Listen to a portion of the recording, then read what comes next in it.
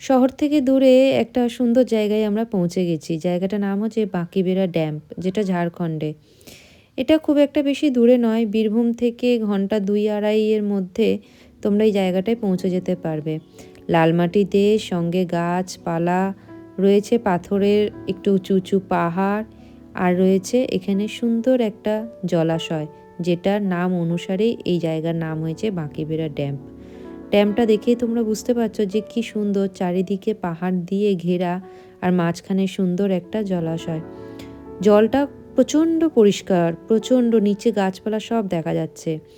এছাড়া এই উঁচু নিচু জায়গা, চারিদিকে বড় বড় পাথর, পাথুরে মাটি, মানে জায়গাটা এতটাই সুন্দর যে হয়তো আমি ভিডিও করে বা ছবি তুলে তোমাদেরকে বোঝাতে পারবো না। কাছাকাছি যদি তোমরা কোথায় ঘুরতে যাবে এটা ভেবে পাচ্ছ না, তাহলে সময় মতন করে জায়গাটা অবশ্যই ঘুরে এসো। জায়গাটা তোমাদের খুব ভালো লাগবে। আমরা চলে গেছিলাম এখানে পিকনিক করতে। স্কুল থেকে একটা ছোট্ট পিকনিকের অ্যারেঞ্জমেন্ট করা হয়েছিল। তো আমরা সকাল 8:30-9টার মধ্যে এখানে পৌঁছে গেছিলাম। পৌঁছে গিয়ে আমরা জায়গাটার এত সুন্দর দৃশ্য, এত বৈচিত্র্য দেখে অবাক হয়ে গেছিলাম এবং মনের সুখে এখানে অনেকটা সময় কাটিয়েছি। এখানে জলটা এতটাই পরিষ্কার ছিল যে নিচের যে গাছপালাগুলো জলের নিচে, সেটাও কিন্তু পরিষ্কারভাবে দেখা যাচ্ছিল। তোমরা হয়তো ভাবছো যে এখানে এত লোকজন কম কেন? এখানে লোকজন একটু কম ছিল, তার কারণ হচ্ছে যে হয়তো জায়গাটা সম্পর্কে এখনও মানুষ অতটা জানে না। জানলে ঠিকই দেখতে চলে আসতো। তো এখানে আমরাই পিকনিক করতে গেছিলাম, আর একটা গ্রুপও ছিল যারা পিকনিক করছিল, রান্নাবান্না করছিল, খাওয়া দাওয়া করছিল। আমরা অনেকটা সময় এই জলের ধারে বসেই কাটিয়েছি।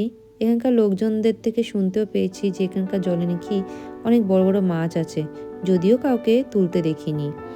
এছাড়া তো সবাই মিলে খুব আনন্দ করেছি, ফটো তুলেছি। ছবিতে সব কিছু হয়তো স্পষ্টভাবে দেখানো সম্ভব হবে না, তাও রিকোয়েস্ট করব যে কোনো দিন ঝাড়খণ্ড গেলে এই জায়গাটায় ঘুরে এসো।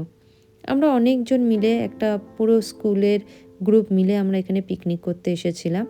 তো সবাই মিলে গান বাজনা যে যেরকমটা পারে সবাই করছিল।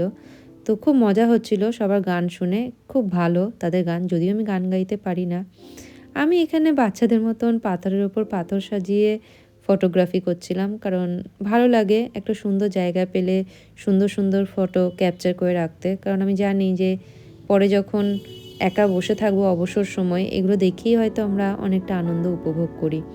তো সেই জন্যই তোমাদেরকে দেখলাম। আশা করি তোমরাও জায়গাটা দেখে বুঝতে পারছো যে কতটা সুন্দর। পাহাড়ে ওঠার অনেক চেষ্টা করেছিলাম, কিন্তু পারিনি। তার কারণ হচ্ছে এখানকার পাহাড়টা পার্বত্য এলাকার মতো নয়, অনেকটা খাড়া। ভিডিওটা কেমন লাগলো সেটা কিন্তু অবশ্যই জানিও তোমরা।